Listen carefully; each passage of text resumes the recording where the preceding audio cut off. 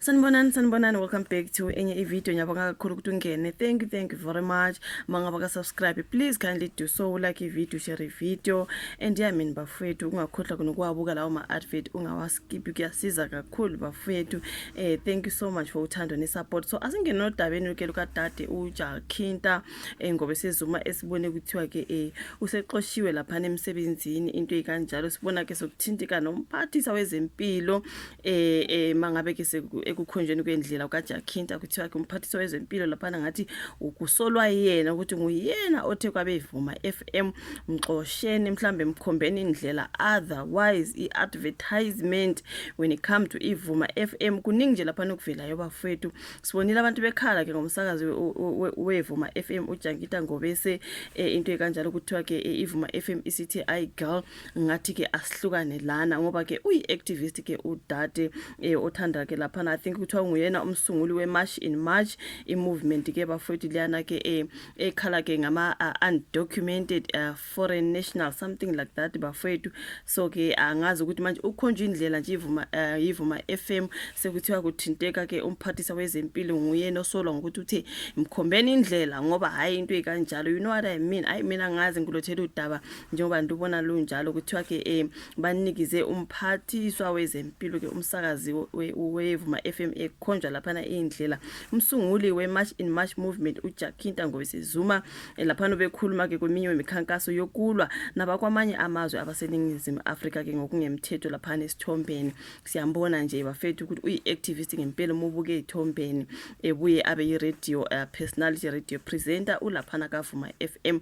Manje kuthiwa ke usiye wakhonjwa indlela sekuthinteka nomphathisa wezempilo ukuthi abakhwele badilika ke kumphathisa wezempilo waKwaZulu Natal unkosikazi noMagugu Simelane ezinkundleni zokuxhumana abantu kulandela ke ukumemezela kobe umsakazi wevuma FM uJakhinta ngobese zuma ukuthi ke lesi stage simkhombe indlela nokho umnyango wezempilo ukuchithile konke lokhu izole busuku. uJakhinta uphanye ke istatement esimemezela ke lokho ekhasini lakhe ka Facebook izole emini kusona ke uveza ukuthi ke ngolwesibilo lwedlulo umqashi wakhe umnikeze incwadi ebimtshela ukuthi ke ikontileka yakhe yokusebenzela isiteshi inqanyulwe ngaphandle kokumbekela nje isizathu.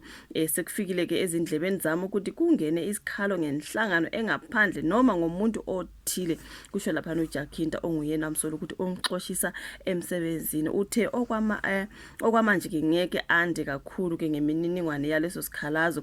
uJakhinta nje bonga kubaphathi bevuma FM ngethuba leminyaka emhlanu kunjalo ke nakubalaleli bakhe. Uthe izwi lakhe lizozwakala kuze kube uJuly 31 kulomsakazo njengoba uyisona isikhathi mhlamba sinikeziwe ekhuluma ke nabenhlangano yakhe iMarch in March. Uthe abangaphela umoya noma ngabe ke lungakanani unya olubhekiswa kubona komunye umbhalo awuphanye ke ekhasini lakhe. Uthe washo ukuthi uzolilwela lelizwe wathi uyazi ukuthi uhamba phambili kulempi ngakho ubekulindele lokho okwenzekayo. Uthi senginesikhathi esanele manje ukubhekana ke neMarch in March asande nakwezinye izifundazwe izwe lethu liyasidinga. Kukhuluma ke lapha udade ke umholi weAction SA yaKwaZulu Natal umnumzana uzwakele Mncwango uphanye ke ukuphawula kwakhe kwiFacebook ngalolu daba ke lukaJakhinta wathi kubuhlungu ukuthi kuthelwe inhlabathi ephalisini lomuntu olwela ke iningizimu Afrika. Wathi mina ngiyamazi kodwa ke lomphathiso ononya futhi ngizosuke ke ngimusho waze wanenhliziyo embi kodwa nakuye ngeke kuhlale kunje. Kusho lapha ke uMncwango usole ivuma FM ukuba ke ntekenteke wathi ivumele ukutshelwa nokusatshiswa nguloyo ke okuthiwa ke uwenzeke leso senzo. Babeka ke izimvo zabantu kulokho kuphawula bavele bagagula umphathiswa abacabanga ukuthi uye owenze lokhu. Ukhona othe manje sekumele simashele uNomagugu Simelane ngalesi senzo sakhe kulindweni vele. Omunye wathi leso sikhalo koba kancane singaveli kusisi wakwezempilo. Ethintwa ke manje uMncwango uthena kuba engeke alisho manje igama lomphathiswa kodwa ungowesifazane futhi wenze lokhu ngenxa yemibhidlango yeMarch in March. Abantu ke abayeke ukusebenzisa kabi amandla abo esikhashana. Kubuhlungu ukuthi ingane yomuntu iphelelwe umsebenzi ngoba wena ulwele owakho. Kubuhlungu futhi uma lokho kuzokwenziwa umuntu wesifazane komunye ke umuntu wesifazane. Kusho laphana ke uMncwango uqhubeka ukuthi umphathiswa akhuluma ngaye uhambe ngemva wayofaka ingcindezi kwiVuma FM ukuthi uma ingamxoshi uJakintha umnyango uzozihoxisa zonke izikhangiso zawo kulesi siteshi. Wathi siyazi nje ukuthi imisakazo iphila ngezikhangiso ngakho sibona iVuma FM ibeke phambili imali. uJakintha usekhaleni lenhlangano iMarch in March elwa nokuthi abantu bakwamanye amazwe abaseningizimu Afrika ngokungemthetho bengavunyelwa ukusebenzisa izinsiza zikahulumeni.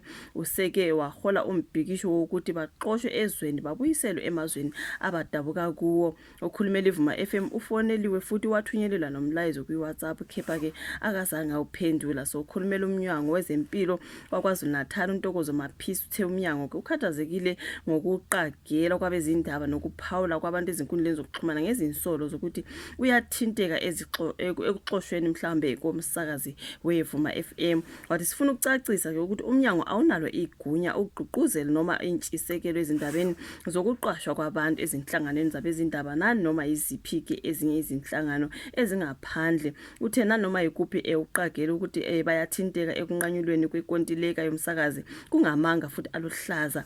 Uthe bayakuhlonipha ke ukuzimela kwazo zonke izinhlangano ezizimele okufaka phakathi neVuma FM uma zithatha izinqumo zazo zangaphakathi ezithinta izisebenzi. Waqhubeka wathi ke lezi zinsolo kubukeka zisuka olwazini olungelona futhi ziyadabukisa.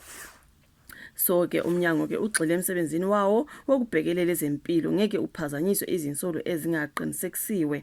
Unxuse abezindaba nomphakathi ukuthi bayeke ukubhebhethekisa ukuqagela okungaqinisekiwe baqinisekise iqiniso ngendlela efanele. Konke lokhu nje kuthinta ke udade Jakintha ngoba sizuma njengoba kuthiwa ke uye waxoshwa ke lapha emsebenzini. Uthe uzogcina kupheleni kukaJuly njengoba esekhonjwe indlela nje kuthiwa ke khona kumphathiswa lapho wezempilo osolwayo abalandeli ezinkundleni zokuxhumana ke sebekhwela bedilika ke phezulu kwakhe umphathiswa wezempilo ukuthi ke kuxoshwe uJakintha. So kuningi ke njengoba bona ke beziphika lezi zinsolo befuthi bethi kungamanga aluhlaza. Angazi bafethu uzoshuvola ka comment section. Isephithi ukuthi udade alahlekelwe umsebenzi wakhe bafethi ka radio ngenxa yokuthi ke udaba lwakhe laphana ukuthi ungumsunguli I think we March in March. So angazi bafethu ke yeah, that's what it is. Ikonlona daba enduphethe regarding to udade asethembele uzolungiswa awele back to emsebenzini wakhe because yeah, it sounds like unfair, you know what I mean. So angazi ishuvala ka comment section wakho like, subscribe nokushare bese siyabonana kwezayo. Bye.